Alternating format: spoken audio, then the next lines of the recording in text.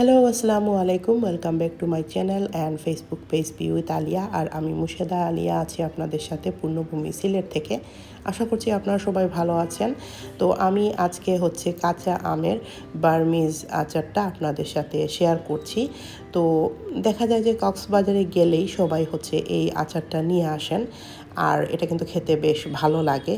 তো ভাবলাম যে কেন না আমি একটু বাসায় ট্রাই করি বার্মিজ আচারটা বানানো যায় কি না, আর আপনাদের সাথেও একটু শেয়ার করি।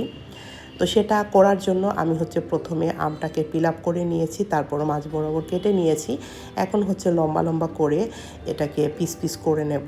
আর মনে রাখতে হবে, আটিটা শক্ত হয়ে গেলে কিন্তু এই বার্মিজ আচারটা অত বেশি ভালো লাগবে না।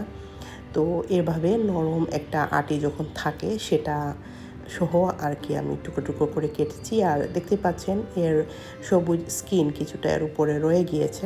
আমটা কিন্তু একটু শক্ত আছে। তো এখন আমি এই আমগুলোকে ভালো করে ধুয়ে পরিষ্কার করে নিয়েছি, পানি ঝরিয়ে নিয়ে তারপর আরেকটা বাটিতে নিয়ে নিচ্ছি। তো এখানে আমি 1 কেজির মতো আম নিয়েছিলাম। তো সাথে 1 কাপের মতো চিনি আর 2 টেবিল চামচের মতো সিরকা এখানে দিয়ে আমটাকে প্রায় ঘন্টা খানেকের মতো এভাবে ঢেকে তারপর রেখে দেব।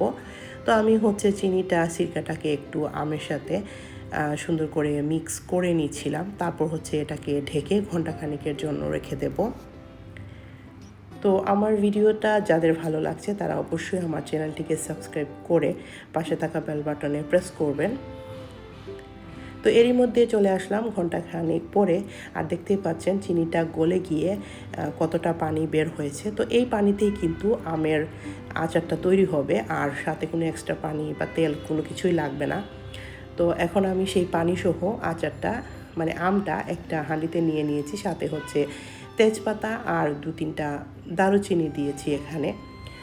তো চাইলে এলাচটাও দেওয়া যেতে পারে, তো আমি আর এলাচটা দিচ্ছি না, পরে গুঁড়ো দিলেও হবে। তো এটা বসে রাখার পর এভাবে এটাকে আস্তে আস্তে জাল করে নিতে হবে। আর খুব বেশি নাড়াচাড়া কিন্তু করা যাবে না, আলতো হাতে এটাকে জাল করে নিতে হবে।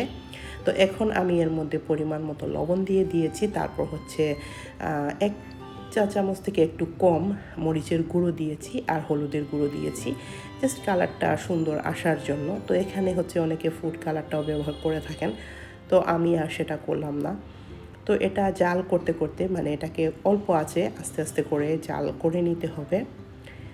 চিনিটা আমটার সাথে যখন একদম লেগে আসবে আর শুকিয়ে যাবে তখনই কিন্তু আচারটা তৈরি হয়ে যাবে। তো আমি মাঝে মাঝে এটাকে নেড়ে চেড়ে দিচ্ছিলাম। তো এ পর্যায়ে আমি তেজপাতা আর যে দারুচিনিটা দিয়েছিলাম সেটা এখান থেকে সরিয়ে নিচ্ছি, এক সাইড করে নেব, পরে এটা তুলে ফেলবো। তো বার্মিজ আচারটা কিন্তু অনেকেই অনেক পছন্দ করেন। তো আপনি যদি এরকম একটু পানি পানি রাখতে চান সেটাও রাখতে পারেন, আবার একদম শুকিয়ে নিয়েও রাখতে পারেন। তো মোটামুটি আচারটা হয়ে গিয়েছে। এ পর্যায়ে আমি মিষ্টি জিরা বা মৌরি দিচ্ছি, আর কালো জিরা দিয়েছি কিছু, আস্তই দিয়েছি। এগুলো আপনার চাইলে গুঁড়ো করেও দিতে পারেন। আর সাথে চিলি ফ্লেক্স আমি দিয়ে দিয়েছি। তো এই পর্যায়ে আমি আমটাকে নামিয়ে নিলাম। এটা কিন্তু ফ্যানের নিচে অল্প কিছুক্ষণ রেখে দিলেই অনেক ঝরঝরে হয়ে যাবে। তো আমি এটাকে প্লেটের মধ্যে সুন্দর করে নিয়ে নিয়েছি। তো এই ছিল আমার আজকের বার্মিজ আচারের রেসিপি। আশা করছি আপনাদের ভালো লেগেছে। আপনারা অবশ্যই বাসায় ট্রাই করবেন আর আমার সাথেই থাকবেন। সবাইকে অনেক ধন্যবাদ। আল্লাহ হাফেজ।